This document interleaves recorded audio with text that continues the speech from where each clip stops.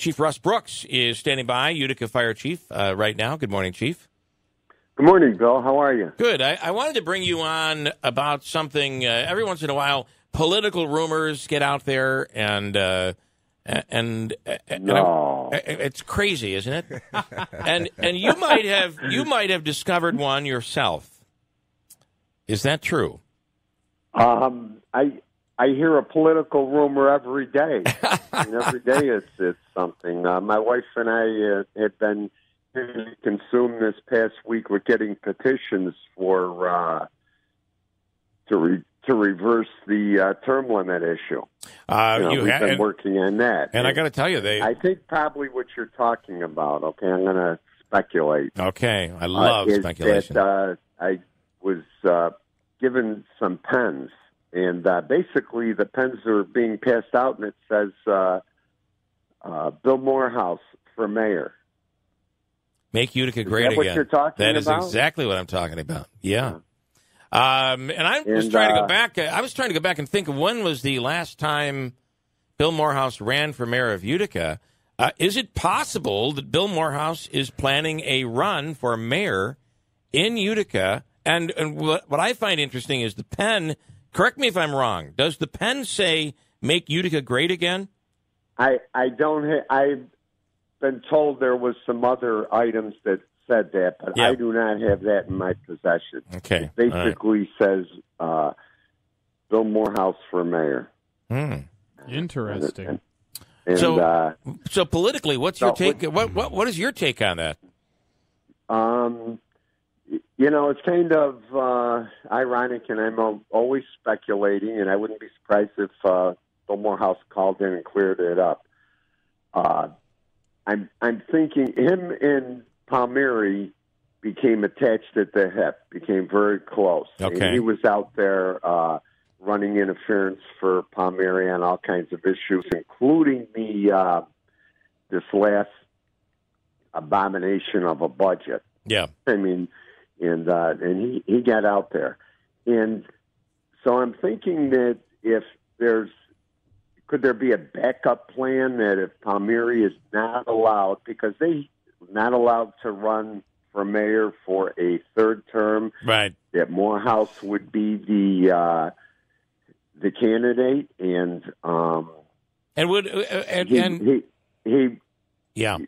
that he'd be the candidate, and maybe, who knows? Maybe he's promised Palmieri a job. Maybe they're very close. Maybe he'll or he'd run for comptroller, commissioner, or urban economic development. Maybe there's a deal in the works. Maybe he's throwing his hat in the ring because someone might think that if there's a primary, say Palmieri and Joe Marino, that another candidate would split the Democratic vote and help. There's all kinds of speculation out there. Interesting. Manaski, what's your take on this? Well, I just got derailed there at the end. Let me ask you. I could see Bill Morehouse doing it just to get everybody talking. There are a lot of Chotskys. He's got a lot of those Chotskys. We could use a new chip clip in here because this one only says comptroller. But you're right. A possible misprint? Can you imagine that the place that he gets them from put mayor instead of comptroller? I mean, it happens all the time. He had given them out. So. Okay. Let me just say though, it seems like the logical next step if he wants to be involved in politics. He's not going to go run for the council, right? He was the comptroller. He's already been on the council. I think it's a logical next step for him to run for mayor.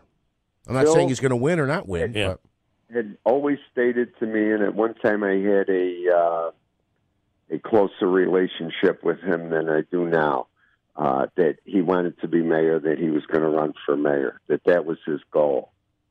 Said that. Well, and so this pen that is out there that is out there circulating, maybe the pen is the tell-all right here. That it's going to be happening. Chief, we're going to look into it, but you have been circulating the petitions that would bring to the vote, give the voters, again, the opportunity to vote on term limits. What is the response you're getting as you go door to door? It's just overwhelming. My wife, Marianne, has been doing a lot of door-to-door, and people have just, yes, give me that sign. Yeah, we got to get rid of this guy. Yeah, this was horrible. They lied to us with the... we had petitions, people signed petitions that had signed the last time that didn't know what they were saying. You know, they were lied to about the petition. So it's just been overwhelming. I mean, it's just been a few days. Well, Chief, I got advice for you, though. Enormous amount. Yeah. I've got advice for you. Based on what I heard... I'm not good at taking advice, but go ahead. I'm sorry. Well, you have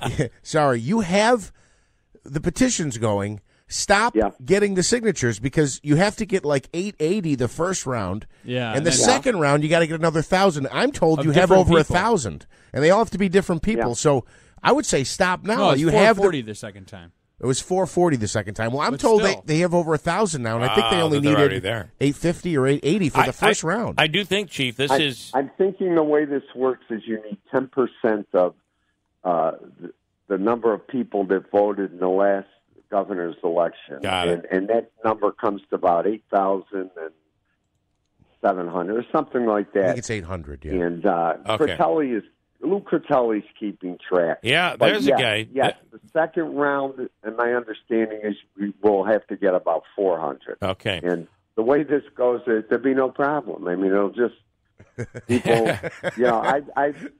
We've gone out and got political petitions for candidates, and this is like.